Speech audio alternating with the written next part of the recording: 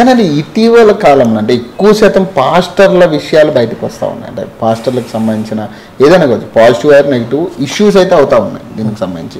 ఎందుకు ప్రధానంగా పాస్టర్లను టార్గెట్ చేసి హిందుత్వ సంఘాలు కావచ్చు కొంతమంది చేస్తూ ఉన్నారని పాస్టర్ల అభిప్రాయపడతా ఉన్నారు. దీనికి ఏం చెప్తారు? మేము ముందు నుంచి చెప్తున్నామండి, పాస్టర్ల వ్యవస్థ చాలా ప్రమాదకరంగా మారుతుంది భారతదేశానికి అని చెప్పి. రీసెంట్గా కూడా ఒక వీడియోలో చూశాను, మాకు ప్రత్యేకంగా ఒక దేశాన్ని ఇచ్చేయండి అంటాడు ఒకడు. వాడి చంపలు పగలగొట్టేవాళ్ళు లేక నోటుకు వచ్చిందల్లా ఇలా ఈ విధంగా ఎవరు మాట్లాడిస్తున్నారు, వెనకాల ఎవరున్నారు, వీళ్ళకి ఎజెండా ఏంటి, అసలు భారతదేశాన్ని ముక్కలు చేయడం వీళ్ళ ఎజెండా అనేది ముందు చెప్తున్నాం. రైట్. ఇప్పుడు మెల్లమెల్లగా కామెంట్స్ వస్తున్నాయి. మీకు ఆ వీడియో లింక్ కూడా పంపిస్తాను, ఆ కామెంట్ ఎవరు చేశారో కూడా చెప్తా. వెనకాల ఒక పెద్ద వ్యూహరచన ఉంది. వీళ్ళు సమయం కోసం వెయిట్ చేస్తున్నారు అంతే. అంటే పాస్టర్లు కూడా సమయం కోసం వెయిట్ చేస్తున్నారు. పాస్టర్లు ఈ మాఫియాలో ఒక భాగం. వీళ్ళని డైరెక్ట్ చేసినటువంటి డాన్ ఎవరైతే ఉంటారో వాళ్ళు ఈ దేశంలో ఉండొచ్చు, లేకపోతే విదేశాల్లో కూడా ఉండవచ్చు. విదేశీ శక్తులతో లింక్ అయి ఉంటారు కదా వీళ్ళు. వీళ్ళ కంట్రోలింగ్ వ్యవస్థ ఎక్కడ ఉంటుంది, కంట్రోల్ రూమ్ ఎక్కడ ఉంటుంది? భారతదేశంలో ఉండాల్సిన అవసరం లేదు కదా, ఎక్కడెక్కడికో ఉంటాయి, విదేశాలకు లింకులు ఉంటాయి వాళ్ళకి.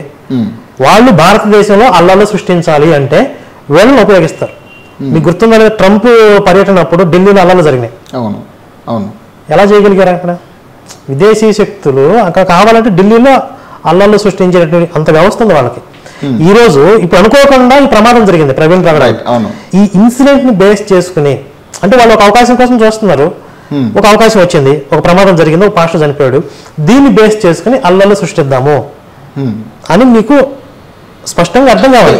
ఈ గేమ్ అంతా కూడా క్రిస్టియానిటీకి సంబంధించిన కొన్ని సంఘాలు చేస్తున్నారు అంటున్నారా మీరు? అంటే మీ ఇంటెన్షన్ అందరూ ఇందులో ఇన్వాల్వ్, మొత్తం ఇప్పుడు క్రైస్తవ సంఘాలు అన్ని ఇందులో ఇన్వాల్వ్ అయ్యాయి, క్రైస్తవులు అందరూ ఇందులో కొంతమంది అంటున్నా, కొంతమంది పాస్టర్లు ఇన్వాల్వ్ అయ్యారు. అంటే ఈ అజయ్ బాబు కేసు విషయంలో కూడా అంతే జరుగుతుంది అంటారా? కేసు విషయంలో ఈ అజయ్ బాబుకి సంబంధించి ఏదైతే అరెస్ట్ జరిగిందో దీనికి సంబంధించి కూడా కొంతమంది క్రైస్తవ మతానికి సంబంధించిన వాళ్ళే ఇన్వాల్వ్ అయ్యారంటారా? అంటే క్రైస్తవులో కూడా కొంతమంది ఒకళ్ళిద్దరు దేశభక్తులు ఉండవచ్చు కదా.